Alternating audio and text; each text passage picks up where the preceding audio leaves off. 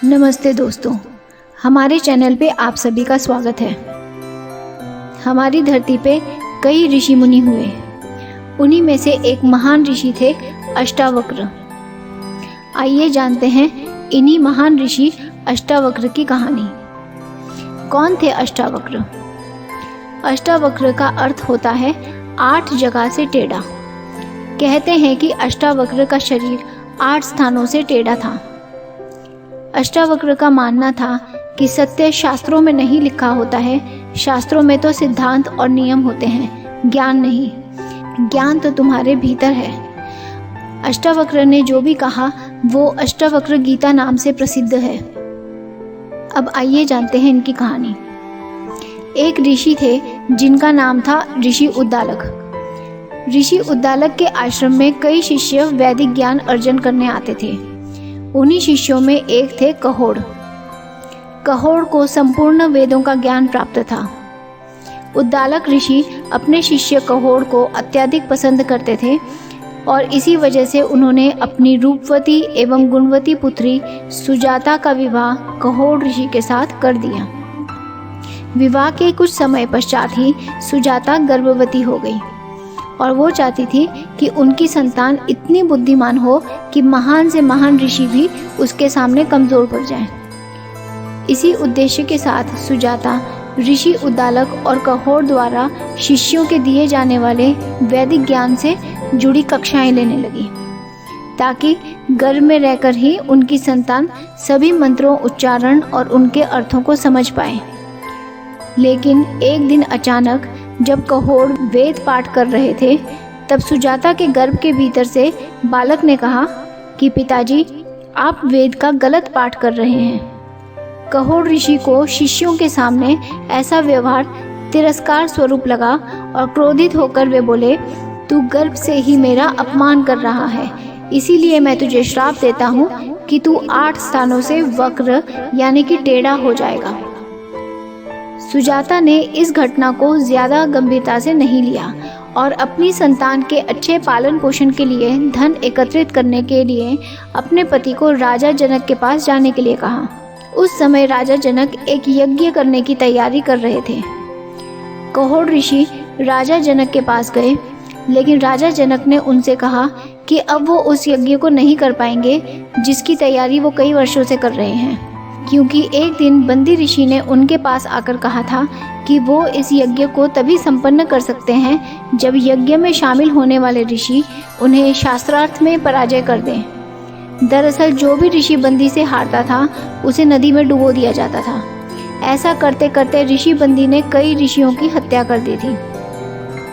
राजा जनक ने कहोड़ ऋषि से कहा कि अगर बंदी ऋषि को शास्त्रार्थ में हराते हैं तो वो इस यज्ञ को पूरा कर सकते हैं। कहोड़ ऋषि ने ये बात मान ली और उन्होंने बंदी ऋषि को शास्त्रार्थ में चुनौती दी। इस चुनौती में बंदी ऋषि की जीत हो गई। अन्य हारे हुए ऋषियों की तरह उसने कहोड़ को भी नदी में डुबो दिया। सुजाता को जब ये सूचना मिली तो उसे बहुत ज़्यादा पछतावा और आत्मग्लानि हुई। इस घटना के बाद अष्टावक्र का जन्म हुआ, जिसका शरीर 8 जगहों से मुड़ा हुआ था। इस बालक का नाम उन्होंने अष्टावक्र रखा। पिता के न होने के कारण वह अपने नाना उद्दालक को ही अपना पिता मानता था और अपने मामा श्वेतकेतु को ही अपना भाई समझता था। अष्टावक्र ने अपनी शिक्षा अपने नाना उद्दालक ऋषि से लेनी शुरू कर दी और 12 वर्ष की आयु में ही उन्होंने सब कुछ सीख लिया। अष्टावक्र बहुत ही बुद्धिमान और चतुर बालक थे।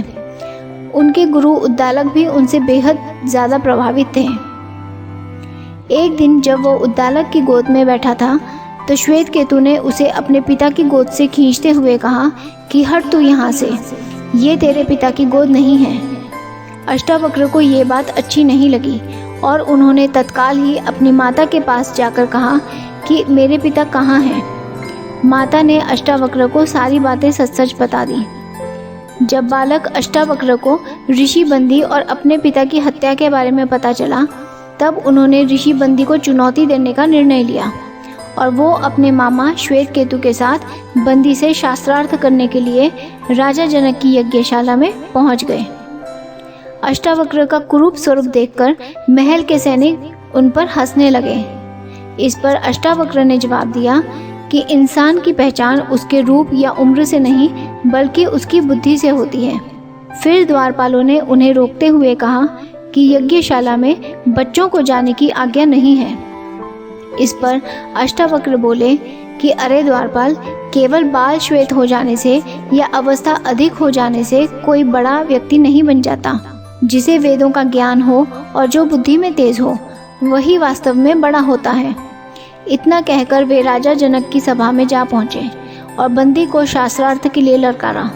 अष्टावक्र जब राजा जनक के पास पहुँचे और अपने आने का उद्देश्य बताया तो पहले तो राजा जनक हैरान हुए, लेकिन फिर उन्हें अष्टावक्र की बुद्धिमत्ता का परिचय हुआ। तब उन्होंने ऋषि बंदी के साथ उनके शास्त्रार्थ का आयोजन किया। बहुत ही कम समय में अष्टावक्र ने ऋषि बंदी को हरा दिया। इस प्रकार शास्त्रार्थ में बंदी हार गए और अष्टावक्र ने कहा कि राजन, ये हार गए हैं, अतः अब इन्हें भी जल में डुबो देना चाहिए।